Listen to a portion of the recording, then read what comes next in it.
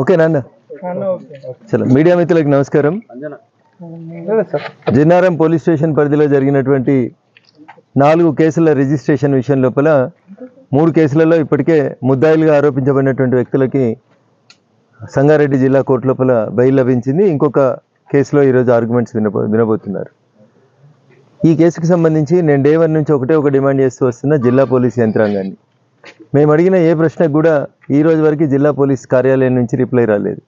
అసలు మదర్సాలో ఉన్న వాళ్ళు ఎవరు, వాళ్ళ మీద ఏమన్నా విచారణ జరిపించినారా, ఆ విచారణలో ఏ రకమైనటువంటి నిజాలు తేలినాయి, ఎందుకు కిషన్గంజ్ పేరిట బంగ్లాదేశీలు వచ్చి ఇక్కడ మదర్సా కట్టుకొని ఉన్నారనే విషయంలో ఈరోజు దాకా జిల్లా ఎస్పీ గారు, జిల్లా కలెక్టర్ గారు మౌనాన్ని వీడట్లేదు. అది కోదండ రామాలయం సర్వే నెంబర్ 1, సర్వే నెంబర్ 2కు సంబంధించినటువంటి భూములలో ఎంక్రోచ్ చేసి కట్టినారు మదర్సాని. దాని మీద పూర్తి స్థాయిలో విచారణ జరిపించండి అంటే కనీసం జిల్లా యంత్రాంగం చీమగుట్టినట్టు కూడా బిహేవ్ చేయట్లేదు. ఇది దురదృష్టకరం. ఈ దేశాన్ని పాలిస్తున్నటువంటి అధికార పార్టీ భారతీయ జనతా పార్టీకి సంబంధించినటువంటి ఒక గౌరవ ప్రజాప్రతినిధిని, ఎంపీగా నేను 4 సార్లు పోలీస్ అధికారులను కలిసి, డీజీపీని కలిసి, తహసీల్దార్కి ఫోన్ చేసి ఏం జరుగుతుంది జిన్నారంలో అంటే కనీసం ఈ రోజు దాకా విచారణ జరపడానికి ఈ రాష్ట్ర ప్రభుత్వం ముందుకు రావట్లేదు.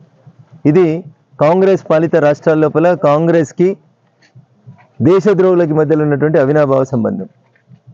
చాలా స్పష్టంగా దేశద్రోహులకు షెల్టర్ ఇస్తూ, దేశద్రోహుల్ని ఎంకరేజ్ చేస్తూ, ఫారిన్ కంట్రీస్ నుంచి వచ్చినటువంటి వాళ్ళని ఎలిమినేట్ చేయాలి, బయటికి పంపించాలని భారత ప్రభుత్వం స్వయంగా అమిత్ షా గారు ముఖ్యమంత్రికి ఫోన్ చేసి చెప్తే కూడా ఈ రోజు దాకా విచారణ జరపకపోవడం, 30 మంది హిందూ బంధువులని జైల్లో పెట్టి ఇంకా దాని మీద బెయిల్ రాకుండా ఎట్లా చూద్దామనే ఆలోచన తప్ప అసలు అక్కడ జరిగినటువంటి సంఘటన ఏంది, మదర్సా ఎందుకు వచ్చింది, నిజంగా జిన్నారంలో, బొల్లారంలో, పటాన్చెరులో గరీబులకు చదువు చెప్తున్నారా, వాళ్ళని ఎక్కడి నుంచి తెచ్చి ఇక్కడ పెంచి పోషిస్తున్నారు, వాళ్ళని ఎందుకు ఈ దేశ డెమోగ్రఫీని డిస్టర్బ్ చేసేందుకు వదిలేస్తున్నారనే విషయం లోపల ఈ రోజు దాకా కూడా ఈ రాష్ట్ర ప్రభుత్వం నుంచి సమాధానం లేదు. కాబట్టి దయించి ఇప్పటికైనా నేను ఈ రాష్ట్ర ప్రభుత్వాన్ని, జిల్లా పూర్తి యంత్రాంగాన్ని, పోలీస్ యంత్రాంగాన్ని, రెవెన్యూ యంత్రాంగాన్ని చాలా స్పష్టంగా డిమాండ్ చేస్తూ ఉన్నాం. మీరు దీనికి సంబంధించినటువంటి రిపోర్ట్ని ఇవ్వకపోతే జైలు నుంచి హిందూ బంధువులు రిలీజ్ అయిన తర్వాత నేరుగా మళ్ళీ వచ్చేది మేము మీ పోలీస్ స్టేషన్ ముందుకే తప్ప ఇంకొక దగ్గర కాదు. ఏ కేసులలో అయితే మమ్మల్ని అరెస్ట్ చేసి అక్రమంగా జైలుకు పంపించిండ్రో అసలు ఆ మదర్సా ఉనికి గురించే మేము ప్రశ్నిస్తూ ఉన్నాం. కాబట్టి జిల్లా ఎస్పీ గారు, జిల్లా కలెక్టర్ గారు, ఆ మదర్సా ఎక్కడిది, ఎవరి పేరు మీద కొన్నారు, ఎవరు ఓపెన్ చేసిరు మదర్సాని, మదర్సాలో ఉంటున్నటువంటి పిల్లలు ఏ దేశస్తులు, మదర్సాలో చదువు చెప్తున్న వాళ్ళు ఏ దేశస్తులు, దీనికి సంబంధించి మీరు అధికారికమైనటువంటి వివరాలని ఒక పార్లమెంట్ సభ్యుడిగా నాకు ఇవ్వకపోతే ఖచ్చితంగా మీ మీద అప్రాప్రియేట్ చర్యకి నేను భారత ప్రభుత్వానికి రికమెండ్ చేస్తాను, డిఓపిటీకి రికమెండ్ చేస్తాం. జిల్లా ఎస్పీ, జిల్లా రెవెన్యూ అధికారులుగా ఉండి మీరు ఏం జరుగుతుందని అడిగితే, ఒక బాధ్యతాయుత స్థానంలో ఒక ఎంపీ అడిగితే మౌనమే సమాధానం అవుతుందంటే మీరు దేశద్రోహులకి మద్దతు ఇస్తున్నారని చెప్పి భావించాల్సి ఉంటుంది.